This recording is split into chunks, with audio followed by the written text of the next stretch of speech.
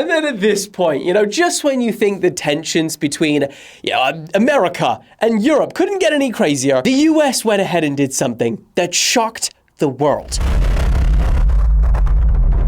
For the first time since the invasion, Russia and the United States had a 4.5-hour-long meeting in Saudi Arabia discussing Ukraine without Ukraine. And this sparked mass panic across Europe because Ukraine and other countries are now worried that Putin and Trump might be cooking up some negotiation without them at the table. The very countries which this hypothetical deal would impact the most. Now, the US reassured everyone. They said these were not actual peace negotiations. Ukraine was not being sidelined. These were just talks to see if Russia was even serious about ending the war. And the result of 4 hours of chatting, both sides said that they were productive and they have reached a few key agreements. One, they will now appoint teams to actually begin the real negotiations to end this war. No information on whether Europe or Ukraine will be involved in that. That they will be re-establishing ambassadors in each other's countries as soon as possible. And if all goes well, Russia and America could even restore partnership